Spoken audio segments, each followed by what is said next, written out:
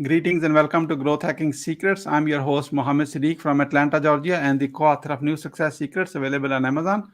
On this episode, we have a special guest, Karen Briscoe. Karen is the author of Real Estate Success in 5 minutes a Day. Yes, 5 minutes a day. Please join me to give a warm welcome to our guest, Karen Briscoe.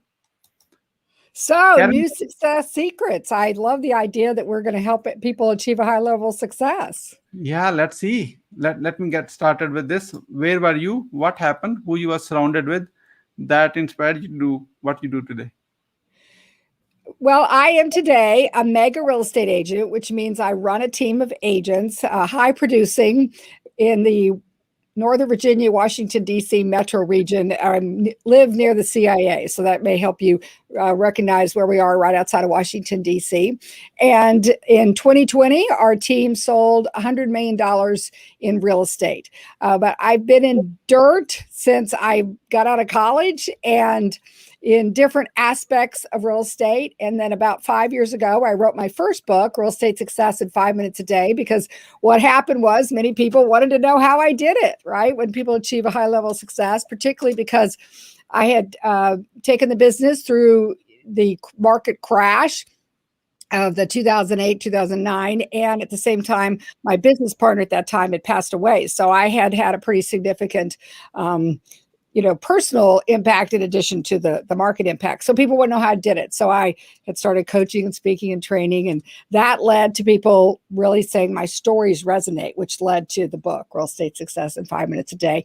Also now in the host of the 5 Minute Success podcast, which has had over 350 episodes, and the author of 3 additional books. Wonderful. So amazing story. What are the top 3 mistakes to avoid based on your own experience when it comes to growing your business? The first one is stopping myself. When I was in a coaching program about 5 years ago, I was stopping myself from doing the things I said I wanted to do. And the most significant one at that time was writing a book.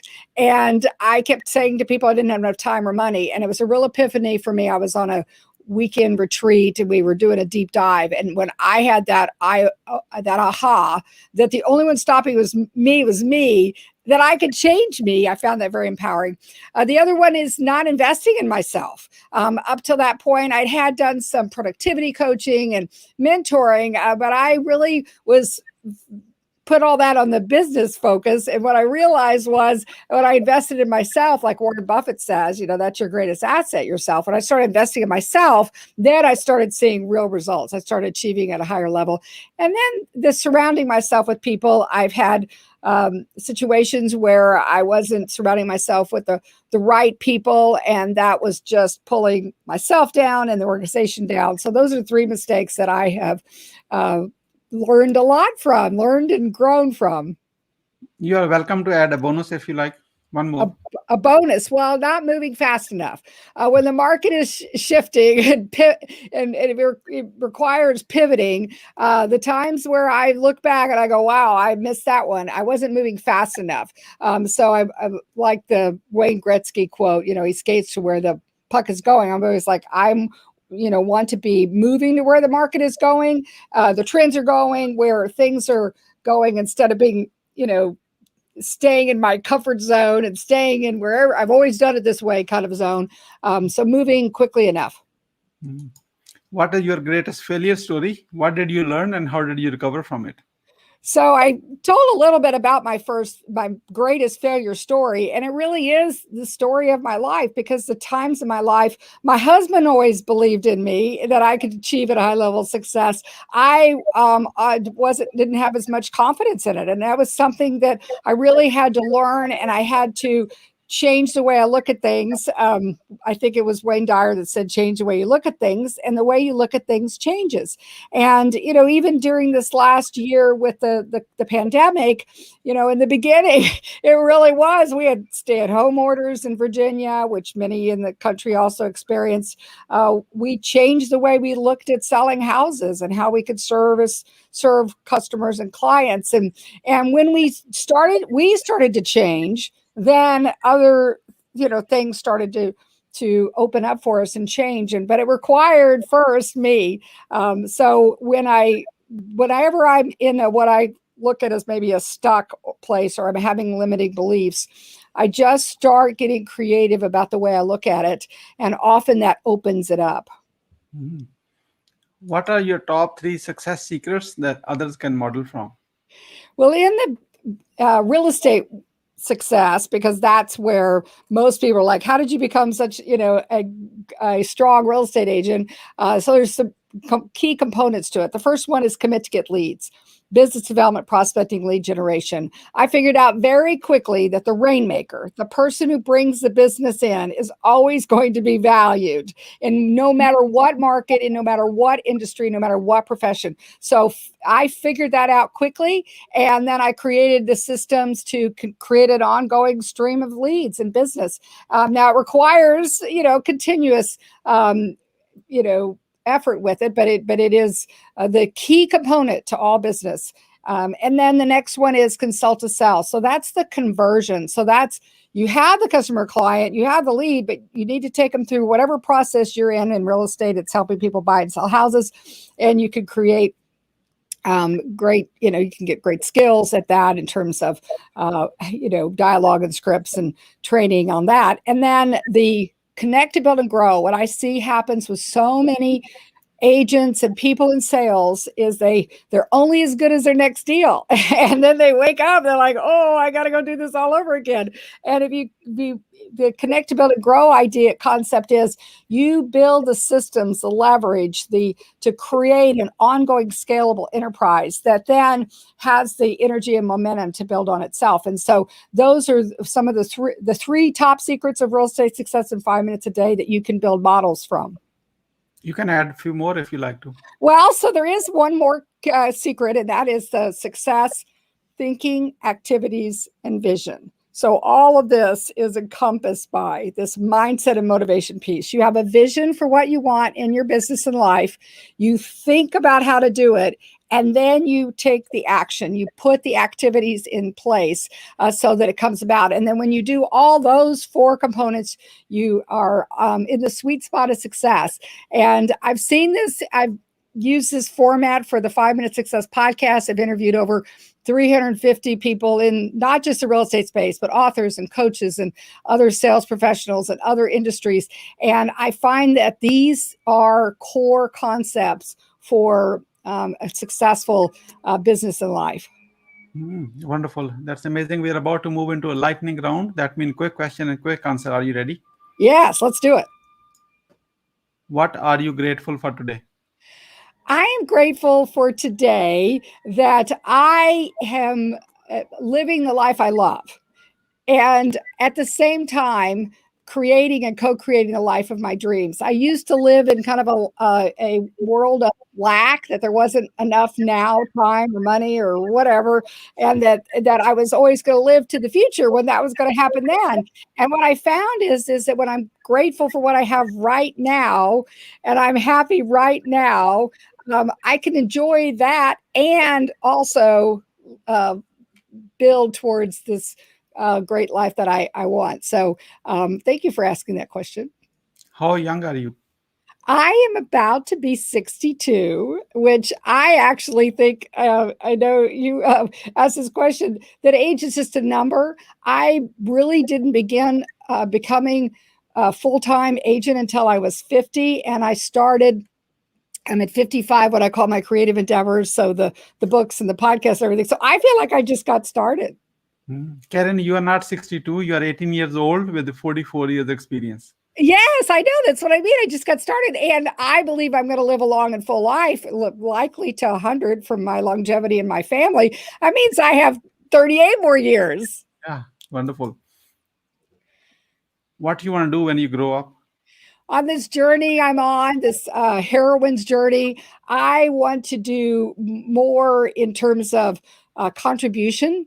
And that's one thing I love about being guests on podcasts, an opportunity to contribute to other people's success, and also creative endeavors like helping people achieve a higher level of success in new ways of thinking. And also in that along the same line, coaching people to achieving a high level of success. It's a great joy and privilege because what I've learned, grown, and become, I can help other people do that as well. That is what I want to continue to do as I grow up. How do you overcome a challenge life throws at you?